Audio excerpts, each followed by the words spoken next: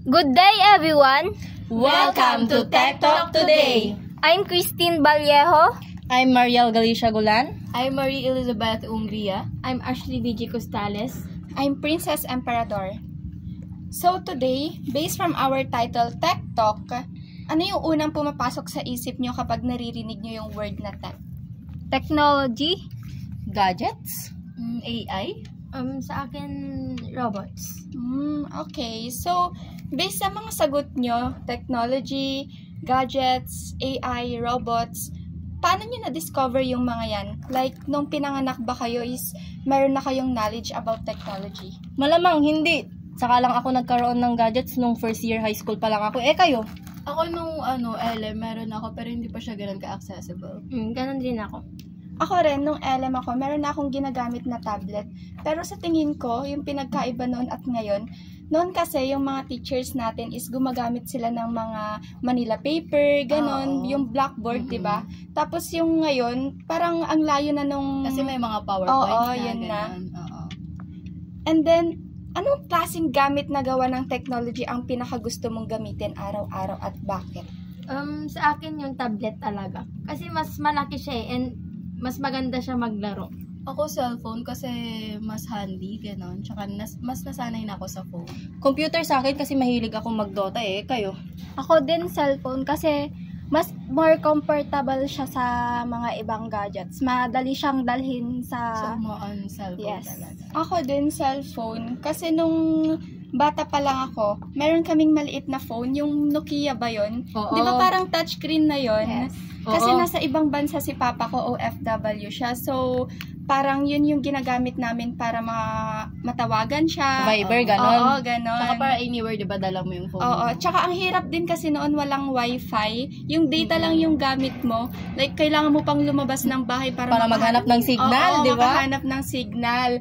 Tapos magagalit na lang yung papa mo kasi hindi mo makausap Oo. ng maayos. Oo. Ganon. Kasi naglalag ka. Kayo ba, may mga OFW ba kayo na Ako family? yung mother ko. So, paano mo siya nakakausap noon? Through phone din. Sa ganon, sa mga new apps sa phone. Like Viber, ganon? Messenger, mas naman na yung Messenger ngayon, di ba? Kasi yung Viber parang Luma na yun, wala nang gumagamit nun ngayon. Pero naman siguro. Konti na lang. Ang mostly na ginagamit nun is yung Messenger. Tapos Instagram. Hindi, wala pang Instagram. FaceTime. Oo, yun. FaceTime. Yung Skype. WhatsApp ba yun? Oo, Skype. Oo, yun yung Skype. mga ginagamit noon eh. Yes, the using of cellphones, ganon, mas nakakapag-communicate tayo. Oo, hindi na tayo mahihirapan kasi Yes. 'di ba sinasabi nun ng mga lolo at lolo natin na kailangan mo pa magsulat para mabasa nung pamilya mo Kasi na nasa papadala ibang pa, bansa. tas Ang tagal kayo, Oo, ang ang tagal. Tagal nila mga bago ma-receive. 2 months ganun bago nila ma-receive. Like, iba na yung nangyari sa'yo. Yung Message na sinend mo, hindi pa nila nababasa. Hindi pa nila nababasa. So, paano nakakatulong ang technology sa buhay mo?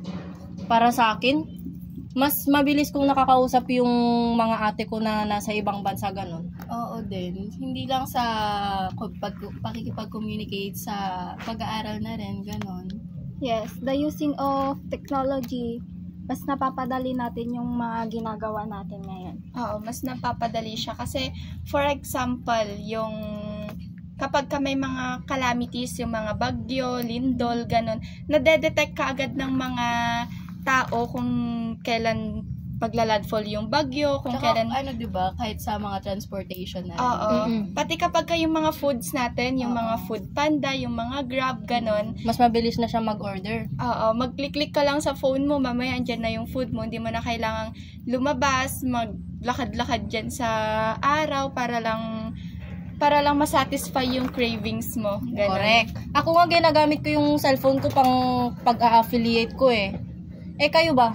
Oo, yung affiliate din. Ang daming yumaman kaya nun, nung Yes. time ng pandemic, di ba? Kasi ang daming mga stores, businesses na mga nag-close. So, dun sila sa mga TikTok, sa Facebook, nagla-live selling, ganun. Na-try din namin yon, yung gumawa kami ng mga Graham bars, ganun. Oo. Tapos, benenta namin siya online. And, ang bilis niyang ma-sold. Kasi marami nang gumagamit ng mga social media, Mm-mm. ganon, kahit mga matatanda, bata. Live selling, ganon. Oo, live selling. So, para sa inyo, anong bagong teknolohiya ang tingin mo ay magiging sikat sa mga susunod na taon? Siguro for me is yung AI. Bakit? Kasi sa panahon ngayon, parang halos lahat ng mga estudyante is nakadepende na sila sa AI. Like, yung mga essay nila, yung mga research nila, kahit ngayong RRL na dapat talagang I-research ng Oo, diba? Pero parang yun, inaano pero na lang hindi nila naman sa AI. lahat dapat iasa sa AI, di ba? Oo, yun din Pero, kasi. hindi lang naman students ang gumagamit ng AI. Oo. Ay, oo, teachers Pati din naman teachers, gumagamit diba, din sila. gumagamit ng AI. Pero ang sabi Hindi kasi naman, nila, pero hindi lahat. oo, wag ka masyadong magde-depend Magbe-base. oo, sa Magbe-base. AI. Like, parang magiging guide mo lang siya.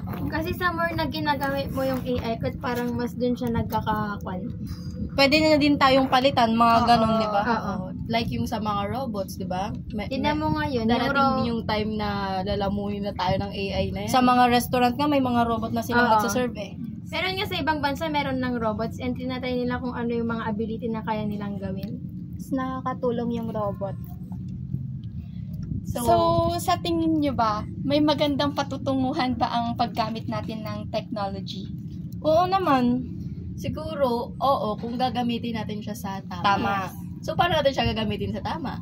Siguro, pagka nahihirapan ka kunwari sa isang subject mo, parang gagawin mo lang na guide si ChatGPT, si Yung Sisi, AI, si yung mga AI na ginagamit ng mga students. Pero Saka, dapat, hindi lahat kukunin mo. Yung mga dapat na importanteng detalye lang dapat. Tsaka Hindi alam lang natin ng yung idea. limits natin.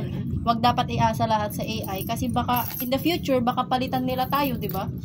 So, every generation ba, sa tingin nyo ba is nababago ng technology yung buhay natin? For me, oo.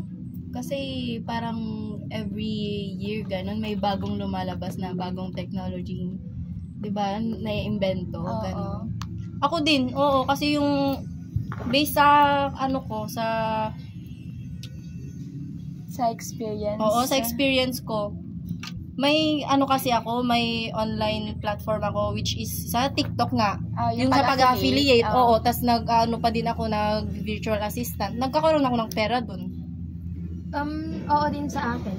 Kasi, tingnan mo ngayon, ang daming gumagawa ng mga AI and hindi natin alam kung ano na yung gagamitin natin sa mga yun. Okay. So, sana habang tumatagal ang panahon, habang nagkakaroon tayo ng mga bagong generation, hindi pa rin natin makakalimutan yung mga nakasanayan natin ng mga bata tayo. Oo. Yung Like yung mga paglalaro sa Oo, labas, yung no? paglalaro sa labas, like yung kapag kaharap mo yung family mo is wala muna sanang Tsaka cellphone, ganun. wag masyado magde-depend sa technology. Mas i-appreciate natin yung nature kaysa sa technology. Correct. Tama. So, yun, kailangan lang natin maging mag-isip ng mabuti kung paano natin gagamitin yung technology para in the future, agree. hindi tayo mapapalitan ng mga robots, ganun. Kasi, yung mga robots na yan is... Tsaka sa humans din naman ang galing ang Oo. Sabi nga nila, matatalino tayong mga tao kasi tayo yung gumawa ng mga robots, ganun. Correct. So, ayun. Ano yung mga natutunan natin patungkol sa mga napag-usapan natin about sa AI? Yun na nga, yung parang naging mas flexible yung buhay natin, pero hindi tayo magde-depend sa Correct. or AI. Yan nga, parang ganun din naman. Yun, dapat alam natin yung limitation natin para hindi lang tayo nagdedependa sa AI, robots, ganun. Yun, gamitin natin ng maayos at isipin natin kung makakaganda ba to sa buhay Future. natin, ganun. Kung makakatulong ba talaga siya. So, ayun. Sarap. Tapos na ang Sarap ating, na. It's a ating wrap. discussion. Okay, so thank you for listening here in Our Tech Talk. today. yeah. Bye everyone. Bye. Bye.